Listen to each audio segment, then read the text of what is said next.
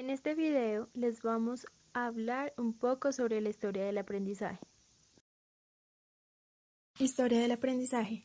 Iniciamos con los antecedentes históricos, por tanto el primer antecedente que vamos a referenciar es a René Descartes. Nació en 1596 y murió en 1650 en Estocolmo. Fue un filósofo matemático muy importante que se encontraba en una época de edad moderna, en la cual todavía habían restos de la Edad Media. Empiezan a cuestionarse muchos de la teología de Galileo Galilei por decir cosas sobre la naturaleza. Es ahí donde va a ser censurado. Y René comienza a hacer observaciones de cómo todos estos científicos son censurados y empieza a hacer estudios con la naturaleza humana. Y él va a intentar mediar entre las ideas teológicas y las ideas de la ciencia. Para él no ser censurado, establece el dualismo cartesiano. En el dualismo cartesiano hace la división entre mente y cuerpo en términos de conducta voluntaria e involuntaria. La causa de la conducta voluntaria es la mente y la causa de la conducta involuntaria es el ambiente. La disciplina que estudiaba la conducta voluntaria era la filosofía y para la conducta involuntaria era la fisiología. Las diferencias entre los innatistas y los empiristas era que los innatistas decían que las ideas venían con nosotros, mientras que por el lado de los empiristas las ideas se aprenden, es decir, provienen de la experiencia. Una semejanza que encontramos en ellos es que los dos utilizaban el mismo método para conocer los contenidos de la mente, es decir, la introspección. Los dos creían en la mente. El condicionamiento clásico nace como un intento de explicar el comportamiento complejo voluntario a partir del método científico. El condicionamiento clásico, desarrollado por el científico ruso Iván Pavlov, el condicionamiento clásico es el primer tipo de aprendizaje en el que un organismo responde a un estímulo ambiental. Pavlov estableció las leyes del condicionamiento clásico cuando estudió a los perros privados de alimento y su respuesta fue la salivación. Una de las variables que afectan el condicionamiento clásico es el retroactivo, el de huella, el de demora corta, el de demora larga y el simultáneo. El menos efectivo es el retroactivo. No es tan bueno en los primeros ensayos porque el individuo comienza a tener una inhibición. Iván Pavlov combinó sus prestigiosos estudios en el campo de la fisiología para probar dicha teoría en el comportamiento de perros, es decir, vamos a ilustrar la teoría de Iván Pavlov, vamos a ver la dinámica de su experimento. Si a un perro le enseñamos comida, que en este caso es el estímulo, la respuesta sería salivar. Pero si en cambio hacemos solo sonar una campana, siendo este el estímulo artificial, no tendría ningún efecto sobre él mismo. Bueno, por su parte, los asociacionistas británicos se mostraron en acuerdo con los postulados de Descartes sobre que el conocimiento se encuentra en la mente y, por tanto, el método que se debe utilizar es la introspección. Sin embargo, no están de acuerdo que todos los conocimientos son innatos, sino que todos los conocimientos se deben dar a partir de los sentidos, es decir, de la experiencia. Por lo mismo, tienen una línea filosófica empirista. Por lo mismo, con base en esto, los empiristas se enfrentan a un dilema y es cómo se dan las sensaciones complejas o las ideas complejas. John Locke lo explica a que se debe a una asociación o combinación de sensaciones simples para darnos unas sensaciones más complejas. Esta explicación la basa en las leyes de asociación de Aristóteles, la contigüidad, el contraste y la semejanza. A partir de esto se estudia las sensaciones de maneras diferentes, en líneas de investigación diferentes. Unos los estudian desde la intensidad del estímulo, otros desde la cualidad de las sensaciones y la combinación de ellas, como lo hizo Ebbinghaus, quien estudió la memoria a partir de su investigación con sílabas sin sentido, y que el aprendizaje se debía por la contigüidad entre las sílabas, entre el tiempo y el espacio.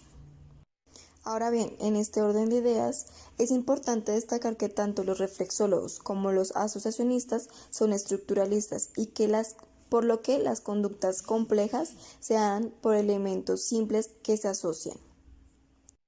Ahora vamos a partir de una visión más molar que se entiende como el estudio de grandes unidades de conducta y no componentes aislados de unos de otros. Es decir, su propósito no. Skinner se centra en las relaciones observables del estímulo y la respuesta, pasando de dar explicaciones puramente relacionales en las que la causalidad fisiológica es reemplazada por la función, Sin embargo, este modelo aún no basta para dar explicación a la conducta voluntaria, ya que las leyes estáticas del reflejo lo limitan a la conducta involuntaria. Además, Skinner quiso estudiar a los organismos intactos y en un ambiente poco controlado, y se dio cuenta de que era difícil establecer relaciones fijas entre los organismos y su ambiente por medio de relaciones fijas entre estímulos y respuestas, como exigía el conjunto de leyes estáticas del reflejo. Esto lo llevó a plantear las leyes dinámicas que le permitieron no solo describir la relación entre estímulos y respuestas aisladas, sino que también los cambios observados en la repetición del mismo reflejo y las variables responsables por esos cambios. Pero estos cambios resultaron un problema al ser diversos y crear una larga lista de reflejos. Para este problema, Skinner encontró una solución en la creación de un instrumento de medición, la tasa de respuesta, que permitía medir la variabilidad en la conducta en periodos prolongados de tiempo. Al introducir la tasa de respuesta, tuvo el problema de que algunas respuestas aparentemente no eran iniciadas por ningún estímulo. Para solucionarlo, planteó los estímulos provocados por respuestas en una secuencia de conductas que no tenía estímulos provocadores aparentes.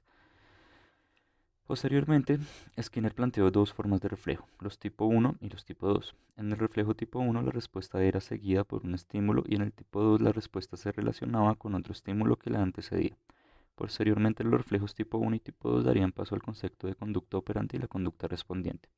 La conducta operante tiene una consecuencia en el ambiente y a su vez estos cambios afectan la fuerza de la conducta.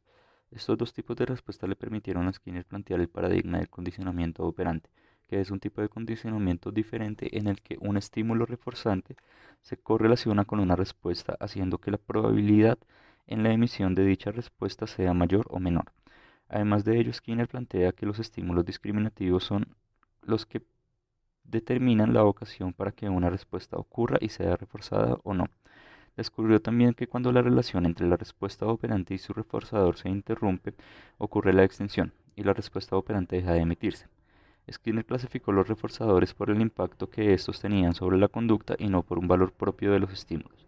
También clasificó los estímulos reforzantes en dos tipos, los primarios, que tienen un valor reforzante propio como la comida y el sexo, y los secundarios, que obtienen valor reforzante solo al ser condicionados. Skinner planteó además dos condiciones importantes para que se diera el refuerzo. La contingencia, que hace referencia a la relación entre la emisión de la conducta y la entrega del reforzador, y la contigüidad, que hace referencia a que la respuesta y la entrega del reforzador deben estar cercanas en el tiempo y el espacio. Posteriormente, Skinner se inclinaría por decir que la condición primordial es la contigüidad. Otro de los autores importantes es Hull, que propone mecanicista que incluye uso de variables intermedias y mecanismos hipotéticos que hacen referencias a estados o características del individuo y median su conducta. Hull plantea el impulso, que es un estado psicológico y nace del desequilibrio de necesidades biológicas como la sed y el hambre. También plantea la fuerza del hábito, que surge de la relación contigua entre una respuesta que sacia esta necesidad y la reducción del impulso, es decir, la secuencia de estímulo-respuesta seguida de la reducción del impulso aumenta el hábito. El hábito es una variable intermedia que refleja la fuerza de la conexión entre estímulo-respuesta y puede medirse a partir del número de ensayos reforzados. A mayor número de ensayos reforzados, mayor será la fuerza del hábito. El potencial excitatorio predice la ejecución del sujeto y para que haya potencial excitatorio deben estar presentes dos condiciones, que el sujeto haya desarrollado el hábito y que haya un estado de impulso. Hull nos habla también de una inhibición reactiva y condicionada. La inhibición reactiva es producto de la fatiga acumulada como consecuencia de la emisión de la respuesta. Esta fatiga disminuye el potencial excitatorio, mientras que la inhibición condicionada son las respuestas que el individuo emite para evitar esta fatiga. Por otro lado, Tolman fue de los primeros autores en estudiar los procesos cognitivos desde el marco del conductismo, para demostrar que los sujetos aprenden información de manera flexible y no por respuestas automáticas a estímulos ambientales. El conductismo propositivo de Tolman se basaba en el supuesto de que toda conducta tenía un fin o una meta. Menciona que el aprendizaje latente demuestra que aunque no hubiese reforzador, el aprendizaje se da y el reforzador solo es relevante para la ejecución, pues es más rápida cuando hay reforzador. Por otra parte, es relevante mencionar que con su explicación e investigación con mapas cognitivos demostró que las ratas no aprendían con una cadena de respuestas musculares.